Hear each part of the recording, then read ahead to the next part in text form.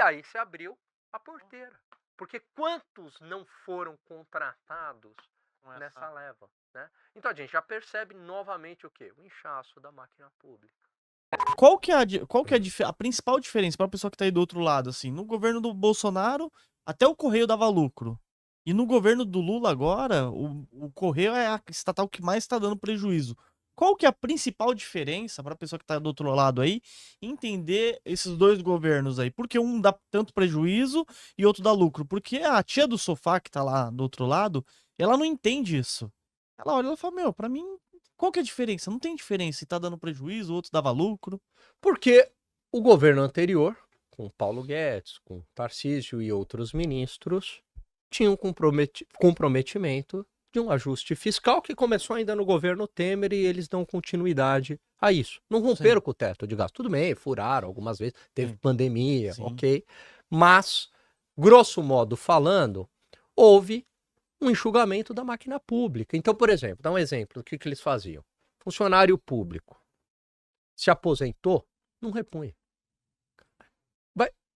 A equipe tinha 10, 2 se aposentaram, agora vai ser 8 vão fazer o trabalho dos 10 e dá pra fazer. Não é assim no setor privado? Sim, privado é sempre assim, né? Não é isso? Na verdade, eles cortam metade já. Corta metade, tá Se certo vira. que vira. Vocês vão dar Vai conta. trabalhando Não é que assim? tem, é assim. Né? Vai no limite da produtividade, é quando você já não tá aguentando mais. Então, tudo bem, vamos contratar mais um aqui e tal. Então, eles começaram um enxugamento da máquina pública, enxugamento de folha, que é o que onera muito a máquina pública, né? Então, houve um ajuste das contas públicas. Pô, lidaram com uma pandemia, não é brincadeira, tá certo? Isso eu ouvi de um ministro do Bolsonaro, que ele falou o seguinte: quando eu assumi o ministério, tá? O Bolsonaro falou assim pra mim: ó, você tem a liberdade de escolher quem você quiser. Porteira fechada. Você escolhe quem você quiser. Ah, mas eu tô sofrendo pressão de fulano, porque é assim que funciona, né? Sim. Já tem os caciques do Congresso pedindo o nome de fulano, Beltrano e Ciclano. Eu não tô nem aí. A decisão é sua. Quer dizer, a responsabilidade é sua e você não deve favor a ninguém. Quer dizer, você tá dando... Você colocou uma chancela para a pessoa montar a equipe do jeito que ela quiser e de uma maneira técnica. Tá certo? Né? Há relatos aqui já em alguns ministérios do Lula, teve indicação até do Sarney já. Entendeu? Não de ministro, mas no segundo escalão. Você entendeu? Então, você tem esse centrão fisiológico. Não, eu quero fulano, eu quero a secretaria para Beltrano. E aí começa a lotear. Começa a lotear. E é tudo indicação política. Tudo indicação política, não tem nenhum critério técnico. Tipo eu sou da engenharia, do nada vou pra cultura. Não entendo nada. É isso, exatamente. Ó, o Luan, né? Eu tenho um bom relacionamento aqui com o Luan, aí assumi o Ministério da Cultura. Falei, o Luan, chama o Luan aqui. Luan vai. Canta aí pra mim, Luan. Isso. Luan vai tocar lá projeto de música popular e não sei o quê. É mais ou menos isso. Que loucura, né? E é quantos mil cargos? É muita coisa também, né, Lá? Tipo, é milhares de cargos. Milhares.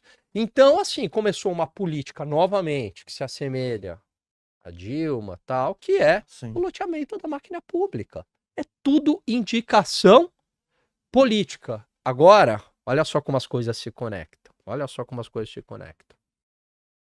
Você tinha uma lei para evitar isso daí.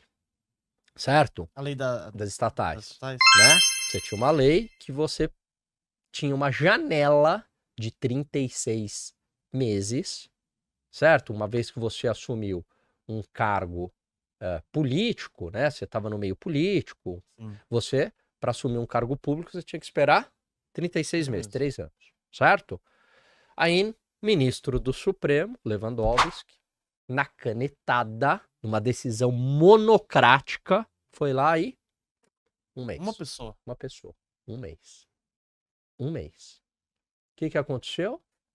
Voltou todo mundo. Todo mundo dessa leva entrou. Foi o último ato, se eu não me engano, dele antes de sair do Supremo e ir para o Ministério da Justiça. Olha. E aí se abriu a porteira.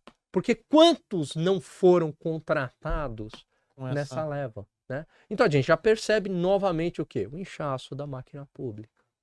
Que é a lógica dos governos de esquerda, é essa lógica. Sempre essa ideia, colocar gente, lotear, entendeu? Fazer o populismo ali deles, exatamente. Né? E assim, eles não ligam, não, eu vejo tantas matérias saindo, falo, putz, tá pegando mal pro governo ali, aumentar mais impostos, tá pegando mal pro governo, pô, uma empresa dando prejuízo, quer dizer que o governo não tá gerindo bem, né? Eles nem ligam. O governo... A ideia deles, né? A ideia deles é o seguinte, bom, o governo vai ser o indutor do crescimento econômico, o Estado é o protagonista, não é o setor privado, é a gente que vai gerar riqueza aqui na sociedade, gasto público. A gente viu que essa fórmula é ineficiente, no limite, uma economia socialista, no seu limite, é isso, né? É o Estado como detendo, né, os meios de produção, não a totalidade, mas grande parte dos meios de produção, as empresas estatais, e o modelo fracassou, evidentemente, né? Por quê? Porque você não gerava incentivos para a empresa produzir mais, você não gerava incentivos para as pessoas serem mais produtivas e o sistema colapsou, né? No limite.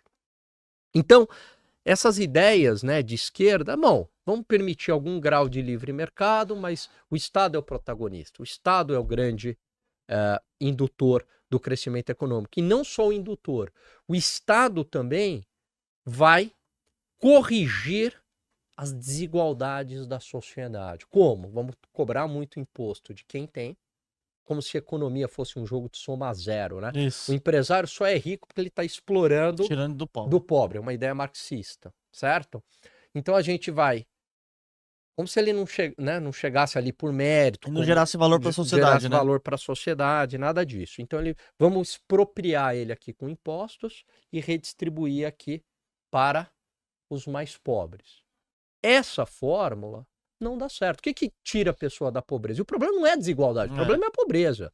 O que tira a pessoa da pobreza? É justamente, né? Exatamente, é o setor privado produzindo, né? O empresário vai ficar mais rico? Vai ficar mais rico, mas ele leva junto com ele um monte de gente, né? Então, você tem o empresário que ficou mais rico, mas aí você tinha um pobre que virou classe média. Esse é o motivo pelo qual a previsão do Marx não deu certo.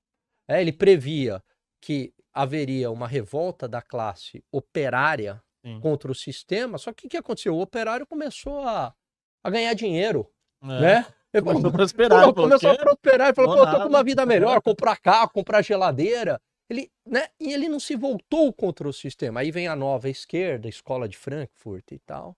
Fala, bom, a massa de manobra não é o operário, certo? Porque esse, já se adaptou ao sistema. A massa de manobra são os excluídos da sociedade, ou supostamente excluídos da sociedade, né? Então, a gente vai pegar as minorias, olha como que, né? Vamos pegar as minorias para fazer política para essas minorias, né? E eles agora